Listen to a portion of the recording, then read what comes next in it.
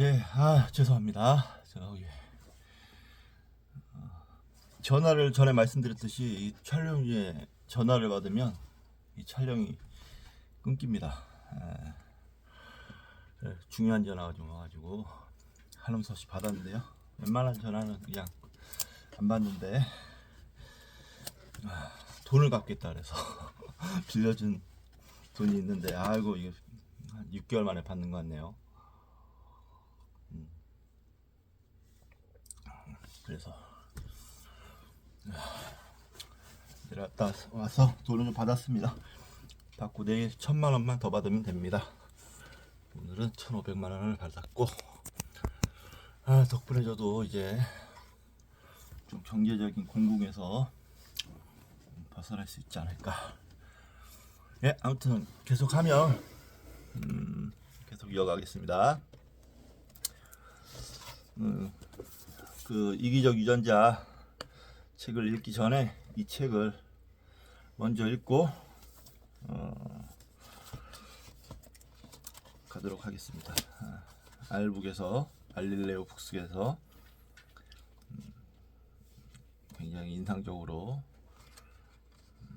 이 책에 대한 소개를 받았기 때문에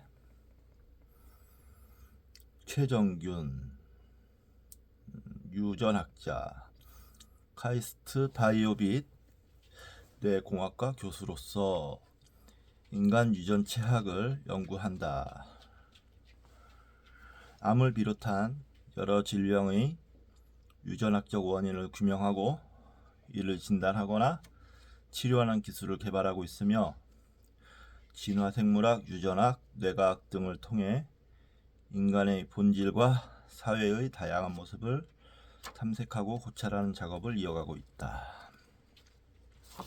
책 날개에 이제 그렇게 돼 있고요. 정치, 경제, 문화를 움직이는 이기적 유전자, 그에 반항하는 인간이 소제목입니다.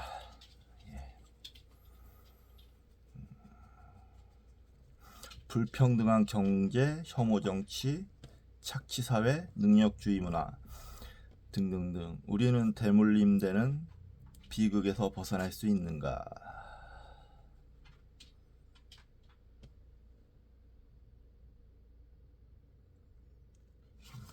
네. 리처드 도킨스의 이기적 유전자가 배출된 지 50년이 가까운 시간이 흘렀음에도 유전자들의 지배가 그것의 조종을 받는 인간들이 만들어내는 다양한 사회적 산물과 문화, 정치와 경제를 비롯한 여러 활동에서 어떠한 양상으로 나타나는지에 대한 폭넓은 소개는 드물었다. 저자는 이에 대한 문제의식을 가지고 네이처, 사이언스, 셀 등 유수 학술지에 실린 최신 연구들을 바탕으로 한층 더 깊이 있는 설명을 제시한다. 나아가 인간이 이기적 유전자들을 무의식적으로 따르는 데서 발생하는 갖가지 부조리와 비극을 고발하며 그로부터 우리가 벗어날 수 있는 길을 모색한다. 예. 딱 흥미로운 주제입니다. 제 이 책은 그냥 읽는 것이 아니고 약간 비평적으로 읽을까 합니다. 이 객관적인 연구 결과와 이 저자의 의견이나 뭐 이런 것이 있을 텐데요. 그거에 대한 그때그때 느낌이나 뭐 옳게 생각한다 아니다 라는 뭐 그런 저의 비평 그런 걸 좀 한번 해볼까 합니다. 자, 유전자 지배사회, 정치, 경제, 문화를 움직이는 이기적 유전자, 그에 반항하는 인간.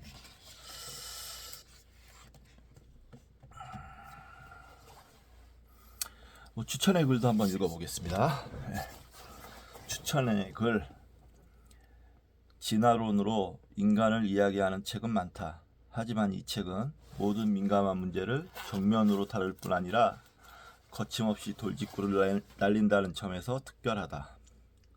사랑과 혐오를 유전자로 설명하는 것은 놀라운 것이 아니지만 자본주의 경제학을 번식 경쟁으로 해석하고 정치적 진보와 보수를 신경 전달 물질과 연결 짓는 것은 대단히 흥미로웠다. 저자는 진화론으로 기독교의 성서까지 설명하려는 무리수를 두면서도 전혀 망설이지 않는다. 이 책의 진짜 미덕은 수많은 최신 연구 결과가 두루 인용된다는 것이다. 진화론이 인간에 대해 알려준 것의 최신 버전이라 할 만하다. 재미와 깊이, 독창적인 아이디어, 논란이 될 내용을 모두 갖춘 멋진 책이다. 한마디로 진짜가 나타났다. 김상욱 경희대학교 물리학과 교수. 김상욱 교수가 추천을 했네요. 그 다음 보겠습니다. 유전자 수준에서 진화를 탐구하는 우리 학계의 가장 주목할 만한 젊은 학자 최정균이 진화적 관점에서 인간의 문명을 들여다보는 흥미로운 책을 출간했다. 일부 1처제로 시작해 호모사피엔스가 어떻게 지금과 같은 독특한 제도와 규범들을 만들어 왔는지를 정치, 경제, 사회, 종교를 넘나들며 사려 깊으면서도 종횡무진 성찰한다. 이 책의 매력은 유전자라는 키워드로 생물 인류학적인 다양한 주제들을 탐험하면서 독자들에게 지적인 즐거움을 만끽하게 해준다는 데 있다. 혹여 저자의 주장에 동의하지 않는 대목이 나오더라도 이 책을 통해 진화로서 내려간 문명 연대기를 마음껏 즐기시기를 바란다. 정재승 카이스트 뇌인지과학과 교수. 개인적으로 김상욱 교수는 좋아하지만 정재승 교수는 별로 좋아하지 않습니다. 그렇습니다. 자, 들어가며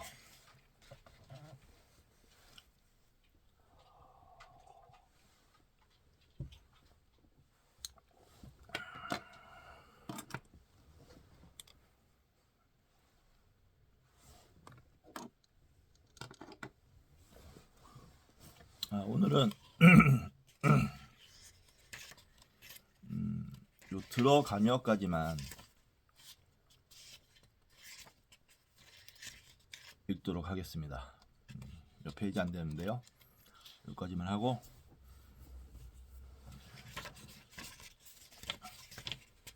다음부터는 뭐 한 장씩 하는 것도 괜찮을 것 같습니다. 6장까지 있는데 책이 그렇게 길지는 않아요. 6장까지 있는데 한 장씩 해도 괜찮을 것 같습니다. 자, 들어가며 해보겠습니다. 2022년 노벨 생리의학상은 멸종한 네안데르탈인의 DNA를 복원하여 해독하는 데 성공하고 현생 인류인 호모사피엔스와의 비교 분석을 통해 우리 인간의 진화사를 연구한 막스 프랑크 연구소의 스테판 페보 박사에게 돌아갔다. 해당 의학 기술이나 지식이 인류에게 실질적인 도움을 주는지에 대한 평가가 중요하게 작용하는 생리의학상 분야에서 뜻밖에도 진화에 관한 연구에 상이 주어진 것이다. 더군다나 엄청난 사회적 파급 효과를 일으키며 유력한 노벨상 후보로 거론된 코로나19 백신 개발을 제쳤다는 점에서 더 큰 놀라움을 안겼다. 현대의 모든 의학과 생물학이 진화론을 토대로 발전해 왔음에도 진화론 자체에 대한 연구에 노벨상이 주어진 것은 1859년에 찰스 다윈이 종의 기원을 발표해 인류의 사상계에 큰 획을 그은 지 163년 만의 일이다. 종의 기원은 인간을 신의 특별한 피조물이자 만물의 영장이라는 지위에서 다른 모든 동물과 동등한 자연세계의 일원으로 끌어내렸다. 종교계의 거센 저항에도 불구하고 이 다윈이 우려했던 것보다 빠르고 종교계의 거센 저항에도 불구하고 이는 다윈이 우려했던 것보다 빠르고 광범위하게 사회에 받아들여졌는데, 여기에는 허버트 스펜서가 제청한 사회 진화론의 영향이 컸다. 산업혁명 이후 자본주의가 급속하게 발달하고 영국의 제국주의 팽창이 전성기를 구가하던 시대적 상황에서 다윈의 진화론은 빈부의 격차, 가난한 자의 도태, 소위 미개한 나라들에 대한 침탈을 자연의 섭리로 둔갑시키는 과학적 기초로 쓰일 수 있었다.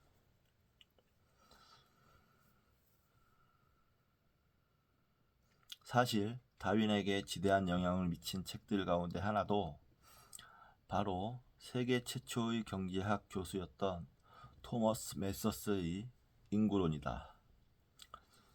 멜서스는 식량의 공급이 인구의 증가를 따라잡지 못하므로 언제나 빈곤한 사람이 생길 수밖에 없다고 주장했는데, 이는 가난한 자의 도태가 빈민 구제와 같은 사회적 제도로 해결할 수 없고 해결해서도 안 되는 자연 법칙이라는 논리로 발전했다.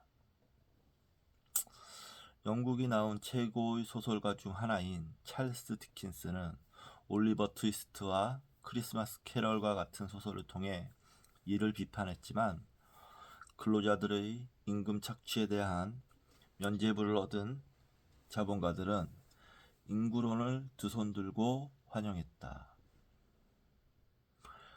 인간이 신의 특별한 피조물이 아닐지 모르며 원숭이와 조상을 공유하는 동물의 일종일 뿐이라는 존재론적, 철학적, 신학적 문제보다도 가난한 자와 노동자를 착취하고 식민을 침탈함으로써 얻는 경제적 이득이 이들에게는 훨씬 중요한 문제였던 것이다.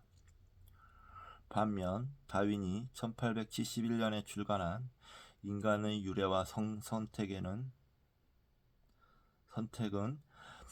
과학적으로 재조명되기까지 수십 년의 시간이 걸렸다. 암컷들이 수컷들의 구애 행위를 보고 짝을 선택한다는 개념이 남성 중심의 사회에서 쉽게 받아들여지지 못했던 것이다. 다윈의 이론에서 진화가 일어나기 위한 핵심 요소는 다름 아닌 유전이다.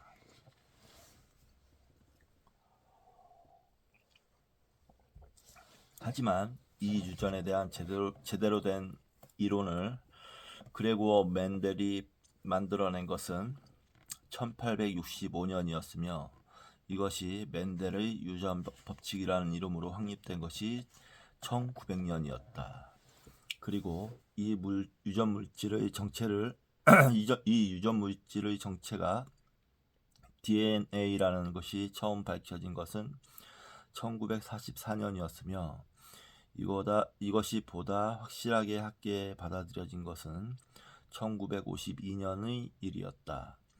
1953년의 제임스 왓슨과 프랜시스 크릭은 노절린드 프랭클린의 데이터를 이용해 DNA 이중 나선의 구조를 밝혀냈고 1955년에 프레더릭 생어는 단백질의 아미노산 배열을 규명하는 방법을 개발해 인슐린의 서열을 밝혀냈으며 1977년에는 드디어 단백질을 암호화하는 궁극적인 유전 물질인 DNA 자체의 서열을 읽어내는 방법을 개발했다. 이 세 가지 업적에는 모두 노벨상이 주어져 생어는 2차례 수상을 하게 되었다. 특히 생어의 DNA 서열 분석 방법은 생명 정보의 암호를 푸는 열쇠로서 그야말로 분자 생물학과 유전학의 전성기를 열어젖혔다.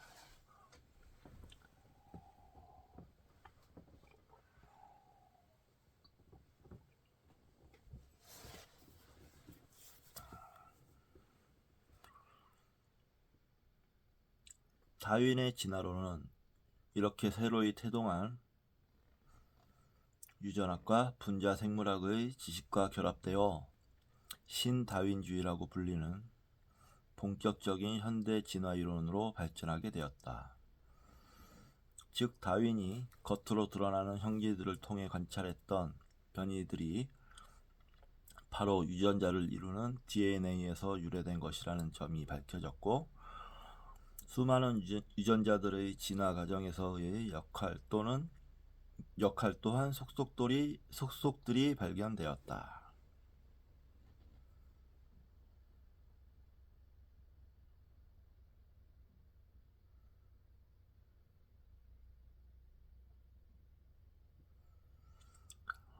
리처드 도킨스의 이기적 유전자가 세상에 나온 1976년은 바로 이러한 현대 진화 이론이 한창 전개되던 시점이다.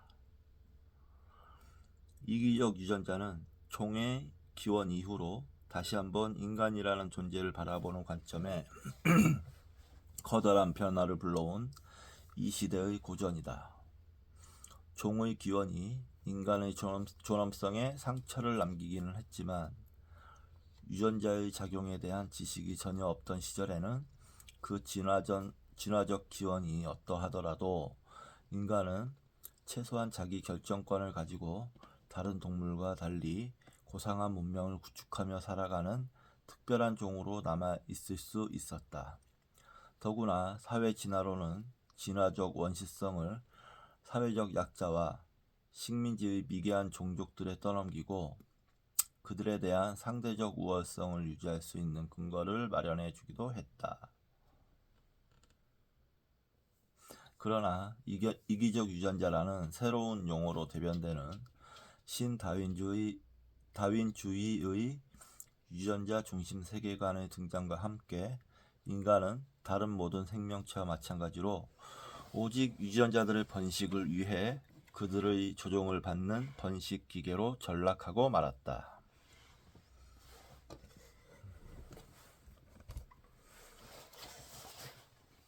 그런데 이러한 혁신적인 관점이 등장하고 지금까지 50년이 가까운 시간이 흘렀지만 그것이 인간 사회에 미친 영향과 파급력은 그 사상적인 심오함에 크게 못 미치는 것 같다.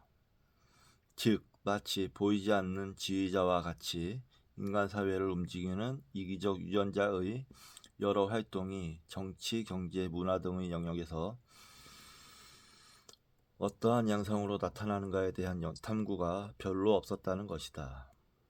그러한 탐구로 얻어지는 새로운 철학적 통찰이나 실질적으로 사회에 적용될 수 있는 정책적 고찰도 마찬가지다. 도덕적으로 대단히 왜곡되기는 했지만 다윈의 이론이 사회 진화론을 통해 인간 사회에 영향을 미쳤던 시대와는 대조적으로 현대 사회에서 유전자 중심의 진화론은 생물학의 영역에 고립되어 있다. 어쩌면 극단적인 사회 진화론의 발현이었던 나치의 우생학으로 인해 진화를 비롯한 여러 생물학 이론들, 특히 유전학적 결정론을 사회에 적용하는 것에 대한 반발이 작용하고 있는지도 모르겠다. 하지만 단지 그뿐만은 아닌 듯하다. 여기서는 그 세 가지 원인을 짚어보고자 한다. 첫 번째 문제는 유전자의 조종이 너무나 교묘해서 인간의 인지 능력에 감지되지 않는다는 것이다. 생존과 번식을 위해 발달한 우리의 인지 능력은 늘 바깥 환경을 향해 있으며 우리 몸속 유전자들의 행동은 우리의 인식 세계로부터 철저히 감추어져 있다. 다시 말해 우리는 우리 유전자들의 생존하고 번식하고자 하는 욕구를 전혀 느끼지 못한다.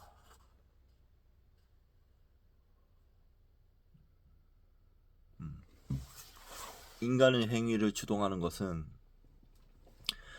유전자가 가진 궁극적인 목표가 아니라 당장 눈앞에 있는 감정적인 만족이다. 즉 분자 수준에서 작동하는 유전자의 욕구는 개체 수준에서 경험되는 감정적 욕구로 위장된다.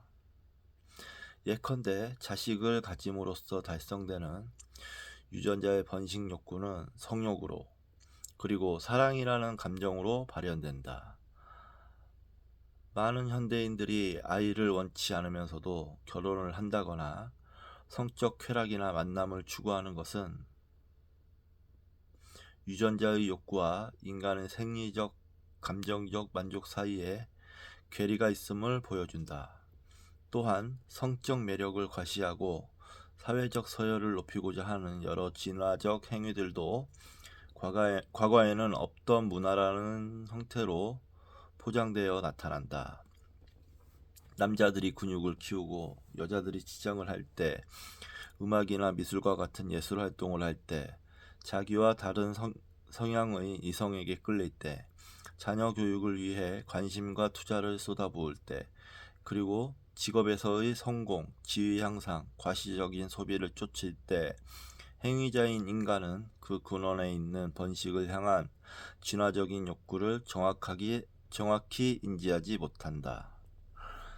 예를 들어 값비싼 차를 몰면서 자신의 사회적 지위를 과시하려고 한다거나 노골적인 일부 젊은 남성들을 제외하면 그것을 통해 짝짓기의 기회를 엿보려고 의도하지는 않는다.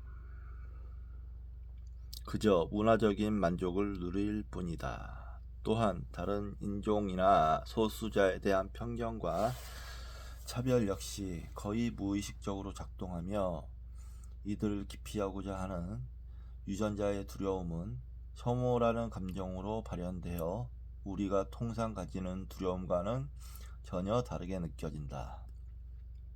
인간이 가정과 사회를 이루고 다양한 경제와 정치 행위를 할 때 그 속에 도사리고 있는 이기적 유전자들의 의도를 감지하고 윤리적으로 대응하지 못하게 하는 가장 큰 원인이 바로 여기에 있다. 사회나 도덕적 문제만이 아니라 우리 몸을 점차 늙게 하고 병들게 하며 암에 걸리게 하고 결국 죽게 만드는 유전자들의 작용도 우리의 감각에는 미지의 세계와 같이 아득한 것이다. 동의합니다. 하지만 감지되지 않는다고 그것이 존재하지 않는 것이 아니다. 이기적 유전자의 출간 이후로 분자생물학과 유전학은 급속한 발전을 거듭하며 이론으로만 존재했던 유전자들의 정체가 속속들이 드러났다. 예를 들어 리처드 도킨스가 제안한 자신의 혈연을 알아볼 수 있게끔 만드는 녹색 수염 유전자라든가 조지 윌리엄스가 제안한 젊을 때는 번식을 촉진시키다가 생식 가능한 나이가 지나면 반대로 노화를 촉진시키는 유전자들에는 어떠한 것들이 있는지가 하나하나 밝혀졌다. 연구의 대상도 미생물이나 동식물에서 인간으로 그 초점이 빠르게 이동해 왔다. 다른 식물들과 달리 인간을 대상으로는 실험하기가 어렵지만 인간은 질병과 같은 건강상의 문제나 자신의 특성에 대해 스스로 파악하고 표현할 수 있다. 따라서 유전자 분석 기술만 뒷받침된다면 수많은 사람들을 분석해 통계적 연관 분석을 하는 것이 가능하다. 다행히 이기적 유전자가 출간되고 1년 뒤부터 생어가 발표한 DNA 서열 분석 기술은 발전의 발전을 거듭했는데 반도체 집적 회로의 성능이 18에서 24개월마다 2배씩 증가한다는 무어의 법칙을 압도할 정도였다. 1990년경에 시작되어 2003년에 완료된 인간 게놈 프로젝트는 30억 달러, 약 3조 원의 비용으로 30억 개의 글자로 이루어진 인간 유전체 서열의 분석을 완료했다. 지금은 한 사람의 유전체 전체를 분석하는 비용이 100만 원에도 미치지 못하며 결과도 일주일이면 얻을 수 있다. 유전체 전체가 아닌 주요 요약본의 검사 비용은 그보다도 훨씬 저렴하다.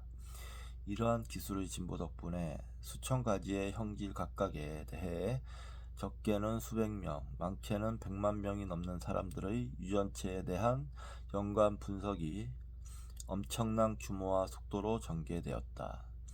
이 책에서 살펴보는 것만으로도 학업 성취도, 정치적 성향, 동성애, 흡연, 음주 등 인지 및 행동과 관련된 것들을 비롯해 비만, 암, 자가 면역 질환, 치매의 발생 가능성 등이 있다.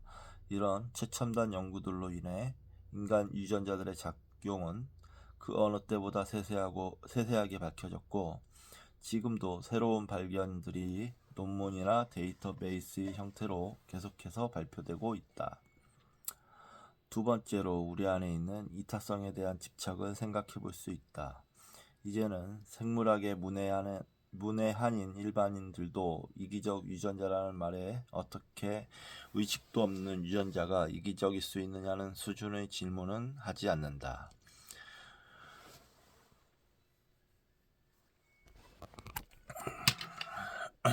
오히려 생물학 전공자들조차 흔히 던지는 질문은, 특히 인간의 문화에서 빈번하게 관찰되는 이타적 행위까지 어떻게 유전자만으로 설명할 수 있느냐는 것이다. 이는 유전자 환원주의와 결정론에 대한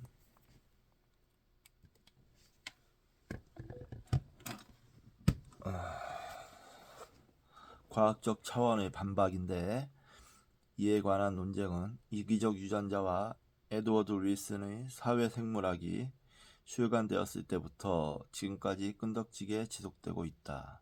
그런데 사람들이 이토록 이타성의 미련을 버리지 못하는 데는 이유가 있다. 기본적으로 우리는 스스로의 이기심에는 무감한 반면 이타심에는 민감하다.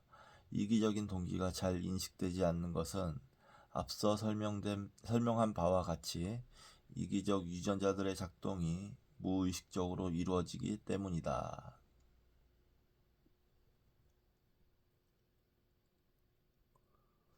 반면 우리가 이타심을 발휘할 때는 분명 우리의 의식적인 노력이 동반된다.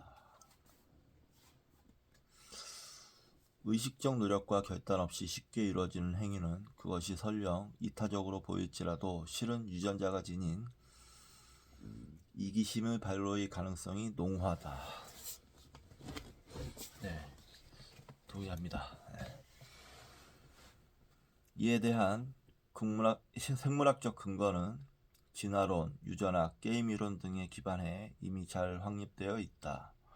소위 사회성 동물이라고 불리는 벌이나 개미의 헌신적인 행동은 단지 혈연에 대해 이루어지는 이기적 유전자의 소행일 뿐이다. 사회성 동물인 이들에게 그 사회란 사실 친족 공동체 혹은 가족에 불과한 것이다. 식물들은 잎과 줄기나 뿌리의 성장 방향을 조정해주면 식물들도 햇빛이나 토양분을 받을 수 있도록 배려하며 꽃을 더 많이 피워 꽃가루 맥의 곤충들을 끌어들임으로써 주위의 개체들도 이득을 얻도록 하는데, 이러한 일들은 오직 주변에 유전적으로 가까운 개체들이 있을 때만 일어난다. 비일 혈연 관계의 이웃에게 자연이 얻은 피를 나누어주는 흡혈박쥐의 행동 역시 철저히 계산적인 것으로서 쌍방 간의 도움을 주고받는 호혜적 이타주의에 해당하는데, 여기서 쓰인 이타주의라는 표현조차 엄밀히는 잘못된 것이다. 또 다른 표면상의 이타적인 행동에는 사회적 평판을 얻기 위한 값비싼 신호가 있다. 예를 들어 수렵 채집 사회에서 남자들이 큰 동물을 사냥해 이웃들에게 아무런 대가 없이 나누어 주는 것처럼 보이는 행위는 사실 번식상의 이득과 연관된다. 현대 사회에서 많은 이들에게 칭송받는 기부라는 행위도 그 근간에는 이러한 과시 욕구가 작동할 가능성이 높다. 어쨌든 우리가 가진 순수한 의미에서의 이타적 동기의 발로에는 의식이 관여하므로 이는 무의식적으로 만들어지는 이기적 동기와 달리 우리의 뇌리에 남는다.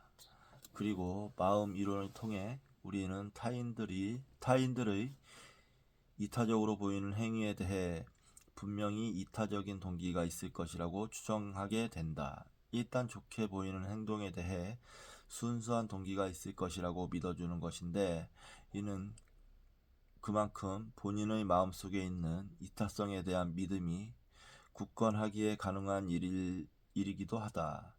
또한 마음 이론에 근거해 우리는 동물, 무생물, 심지어 자연 현상까지도 의인화하는 습성이 있다. 침팬지 한 마리 한 마리에 사람의 이름을 지어 붙인 제인 구달이나 DDT의 사용이 우리를 향해 들려주는 새들의 아름다운 노래를 사라지게 할 것이라고 예언한 레이첼 카슨, 사회성 동물들에게 이타심을 찾겠다는 미련으로 말년에는 자신이 주장한 사회생물학마저 파기해버린 에드워드 윌슨 등에게서 선한 동기였으나 자연의 본성에 대해 너무나 낭만적인 환상을 가졌던 학자들의 안타까운 모습을 볼 수 있다.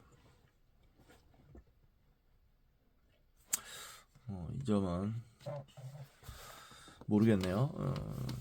이 사람이 앞에 사람들을 수준을 이해를 못한 건지, 아니면 앞에 사람 말 그대로 아니면 그 반대인지, 이 사람이 주장하는 그대로인지. 굉장히 자기가 생각하는 이론에 자신감을 갖고 있는 모습이네요. 이런 앞에 대가들까지 비판하는 정도인데, 한번 읽어보면 맞는지 안 맞는지 판가름이 날 것 같습니다. 이러한 관점이 낭만주의적 환상 정도로 끝난다면 다행이다. 매우 심각한 문제는 이것이 자연적 생물학적 개체로서 우리 인간이 지닌 본원의 이기성에 대한 냉철한 성찰을 방해한다는 점이다. 이기적 유전자만으로 인간의 문화와 그 안에서 인간이 체득하고 드러내는 이타적인 모습을 설명할 수 없는 것은 사실이고, 그러므로 모든 것이 유전자로 환원될 수 없다는 것도 명백한 사실이다.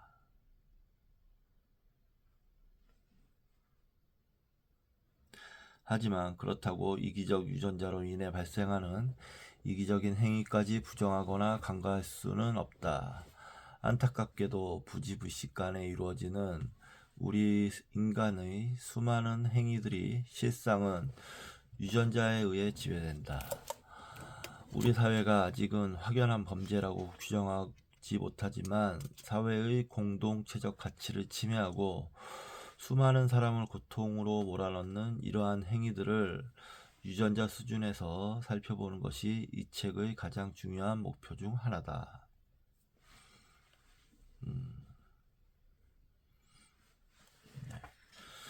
약간 여기서는 논점이 약간 왔다 갔다 하는 느낌이 있습니다. 세 번째로, 이기적 유전자의 사상이 인문학적으로 발전되지 못한 데는 그것이 주로 유신론과의 싸움에 집중되어 왔다는 점도 한몫한 것으로 보인다. 리처드 도킨스가 이기적 유전자 이후에 저술한 눈먼 시계공, 만들어진 신, 왜 종교는 과학이 되려고 하는가, 만들어진 위험 등에서 그러한 노력을 볼 수 있다. 그러한 영향 때문인지 유신론의 사회적 영향력은 급속히 약해져 왔다. 자연과학의 설명으로 우주의 기원부터 인간의 진화까지 모두 설명되는 세상에서 창조주에 대한 맹목적인 신앙은 매력도 없고 효용가치도 없게 되었다. 게다가 실천적인 측면에서도 빠르게 발전해가는 세상에 발맞추지 못하고 종교계 스스로 고립되어 온 것이 사실이다. 죽음 이후 개인의 구원만을 지상의 목표로 삼는 유아적 수준의 교리에 기반해서는 이 세상에 던질 수 있는 화두도 별로 없으며, 사회가 당면한 여러 문제에 대해서 사상이나 이념으로 기여할 수 있는 부분도 거의 없는 것이 당연하다. 한때 엄청난 부흥으로 전 세계의 이목을 집중시켰던 한국의 개신교는 도덕적 타락으로 수많은 지탄을 받아오다가 이제는 아예 관심의 대상조차 되지 못한다. 성직자나 교인들의 도덕적 타락도 따지고 보면 이념과 사상의 부재에 기인한 것이라고 볼 수 있다. 어쨌든 이제 유신론 진영의 상황을 보면 창조론이나 직접 설계론 따위를 내세워 세상에 나설 여지는 없고 진화와 창조주를 동시에 인정하는 유신 진화론 정도가 그나마 간신히 연명하고 있다. 그렇다면 이제는 종교와의 싸움에서 자유로워진 유전자 중심의 진화론에 대한 인문학적인 성찰을 보다 본격적으로 추구해야 할 시점이 되었다고 볼 수 있다. 그리고 인간의 종교성 역시 진화적 본능의 산물이기 때문에 이기적인 유전자들이 어떻게 인간 세상을 움직이고 있는지를 논의할 때 종교 역시 그러한 관점에서 해부해 볼 가치가 있다. 인간 번식의 기본 단위인 가정을 이루는 일장은 이 책 전체의 도입과 같은 내용으로서 진화론과 진화 심리학에 익숙한 독자들에게는 어렵지 않게 읽힐 것이다. 이 장에서는 여러 사회과학과 인류학의 연구 내용들을 진화론과 생물학의 관점에서 해석할 것이다. 3장은 자연과학 분야의 독자들에게는 다소 생소할 수 있으나 기초 수준에서의 경제학을 진화생물학과 접목하고자 시도할 것인데 특히 주류 경제학의 문제점과 자본주의 사회에서 횡행하는 가치 착취라는 현상을 진화론의 집단 선택과 생태학의 개념들을 통해 분석할 것이다. 4장에서는 인간의 정치 행동을 유전학과 뇌신경과학으로 해부할 것인데 특히 사회과학으로는 정확히 규정되지 않는 보수와 진보의 이데올로기를 생물학적으로 정의해보고 그것이 가지는 진화론적 함의를 논의하고자 한다. 5장에서는 상당한 수준의 분자 생물학 및 유전학 이론과 최신 연구 결과들을 동원해 진화의 결과로 인간이 겪는 생물학적, 의학적 운명에 대해 살펴볼 것이며 특히 이기적인 유전자 너머에 있는 보다 근본적인 문제가 바로 자연이라는 세계에 있다는 점에 주목할 것이다. 종교에 관한 이야기는 6장에서 펼쳐질 것인데 이미 실패한 기성 종교를 과학과 어설프게 화해시키려는 노력 따위는 하지 않을 것이다. 과학과 종교의 화해와 상생은 기존에도 많이 시도되었지만 양쪽 진영 어디에서도 특별한 호응을 얻지 못했다.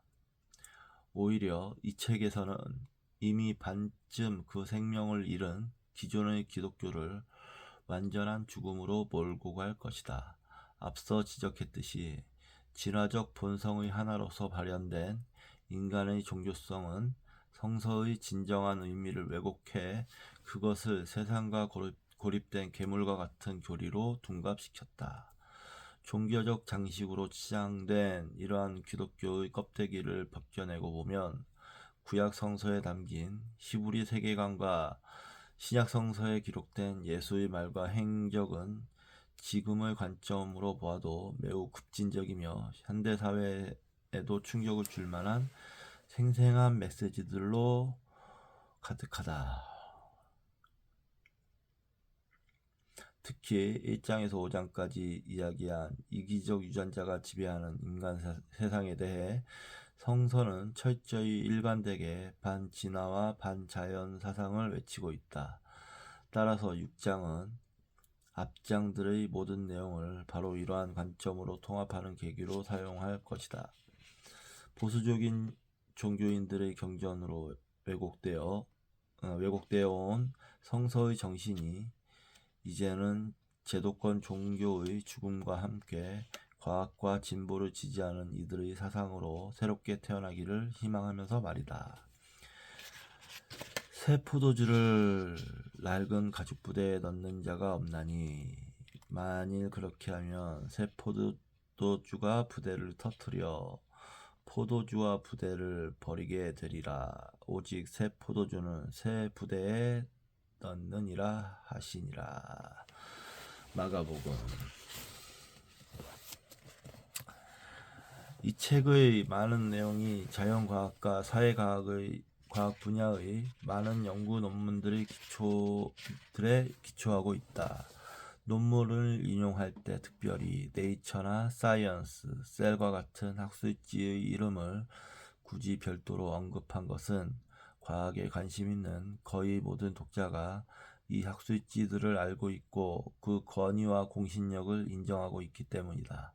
하지만 이것들 말고도 이 책에 인용된 모든 논문은 해당 분야 전문가들의 엄격한 동료 평가를 거쳐서 게재된 것들이다.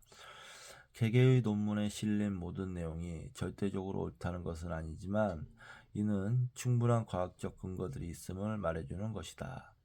마지막으로 아직까지도 진화론이 반박될 가능성이 남아있는 하나의 가설일 뿐이라 마지막으로 아직까지도 진화론이 반박될 가능성이 남아있는 하나의 가설일 뿐이라고 생각하거나 과학이라는 학문 체계에 대한 의구심을 가지고 있거나 이해가 부족한 독자들을 위해 높아심으로 몇 마디만 사족을 덧붙이고자 한다.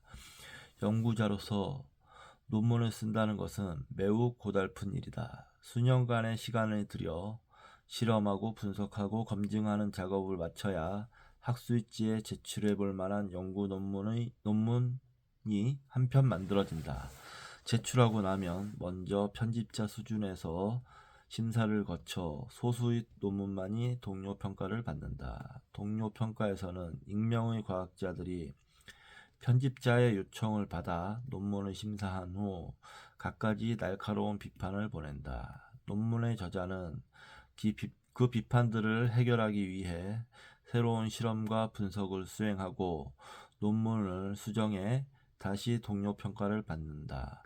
모든 동료 평가자가 동의해야 편집자는 그 논문을 게재할 수 있는데 이런 심사 과정만도 길게는 수년이 걸리며 이 단계에서 또 한 번 소수의 논문만이 살아남게 된다.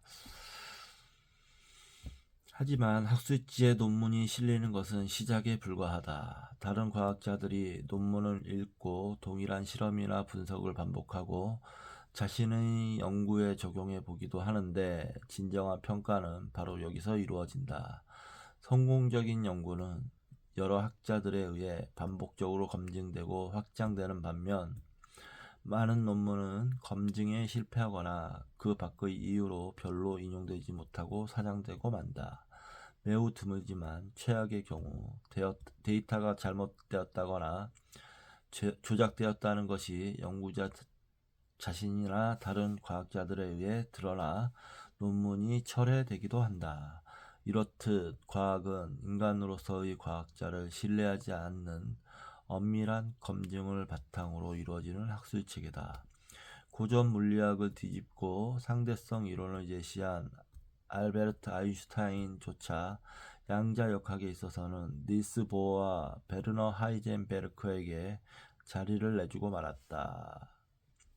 과학이라는 체제 안에서는 아무리 위대한 과학자라도 절대적으로 신봉되지 않는다. 그런데 과학에서 일어나는 이러한 변화가 오히려 현재의 이론도 완벽하지 않다는 것을 방증하는 것이 아니냐고 주장하고 싶을지도 모르겠다. 아인슈타인이 고전 물리학을 전복시킨 것처럼 우리가 지금 믿고 있는 것도 언젠가는 오류로 밝혀지지 않겠느냐고 반문하는 것이다. 그러나 아인슈타인이 제시한 것은 뉴턴이 상정한 절대적인 시간과 공간 대신 상대적인 시간과 공간의 개념을 통해 뉴턴의 법칙을 설명하는데 더 포괄적인 이론으로서 이는 고전 물리학을 폐기한 것이 아니라 오히려 한 단계 더 발전시킨 것이다.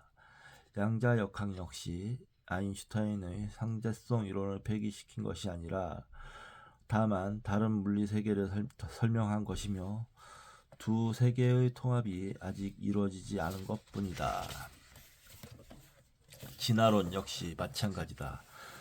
특정한 가설이나 이론이 반박되거나 철회되더라도 그것들은 진화론이라는 거대한 나무의 말단에서 일어나는 일일 뿐, 땅속에 단단히 박힌 뿌리와 줄기, 즉 생명의 진화라는 대원리에는 변함이 없다. 나무의 특정 위치에 있는 연구 결과들은 그 아래에 있는 이론들을 토대로 이루어진 것이므로 나무의 아래로 내려갈수록 그 위에 쌓여있는 연구들로 이미 검증을 거쳤다는 것을 의미한다. 장 바스티스 라마르크의 용불용설 같은 경우에는 진화론 나무의 밑동 근처에서 기각되었고, 지금 우리는 유전학과 분자생물학의 기반 위에 쌓여 올린 수많은 연구 결과들을 확보하고 있다. 이 거대한 나무를 무너뜨리려면 가지 꼭대기로에서부터 내려오며 모든 연구 내용을 하나씩 반박해야 하는데, 이런 일이 일어날 가능성은 단 하나, 찰스 다윈 이후로 연구나 동료 평가자 혹은 학술지 편집자들로서 활동한 살아있거나 이미 죽은 모든 과학자가 시공간을 거슬러 단합했을 때뿐이다.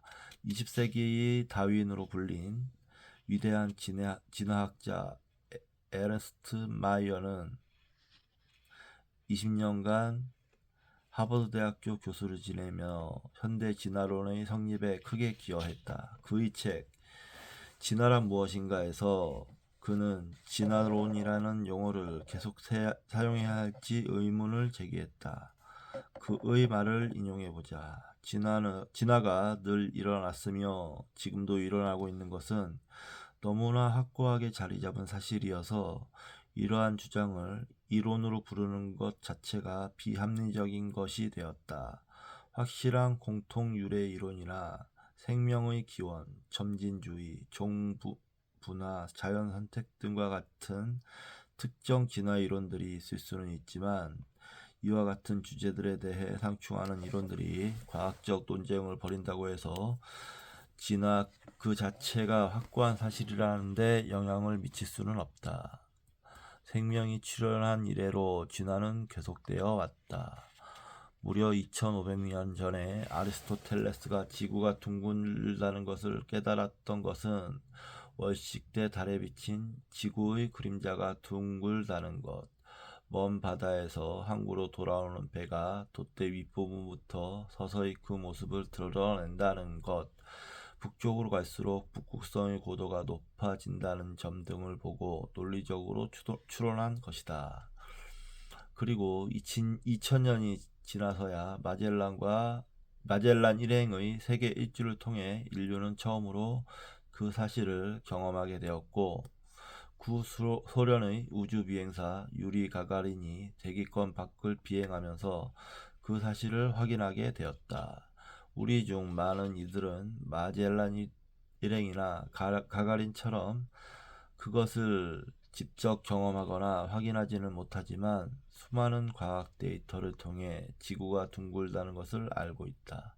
전혀 느껴지지 않음에도 지구가 엄청난 속도로 자전과 공전을 한다는 것이나, 심지어 경험이라는 차원을 아예 넘어서는 경우, 예를 들어 우주가 138억 년 전 빅뱅으로 탄생했다는 점도 마찬가지다. 그러나 지금 이 현대사회에도 지구가 평평하다는 믿음을 고수하는 이들이 있다. 2020년 2월 22일 미국의 사제 로켓 개발자이자 비행사인 마이크 슈스는 지구가 평평하다는 것을 증명하겠다고 로켓을 타고 하늘로 치솟다가 결국 추락사하고 말았다. 생명의 진화를 도저히 받아들일 수 없다는 사람들의 본능을 논리로 만족시킬 방법은 없다. 이 책에서도 그러한 노력은 하지 않을 예정이다. 항상 이 음모론이 문제네요. 네. 음모론이라는 것이 과학적 근거 없이 오로지 주장만 하는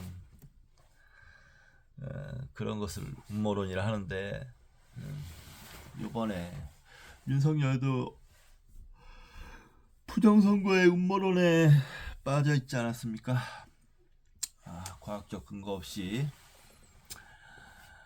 추측만으로 그런데 아주 뭐 과학자다운 자세를 보이면서 들어가는며 이 서론 부분이죠. 를 끝마쳤습니다. 재밌을 것 같습니다. 이 교수가 굉장히 자기가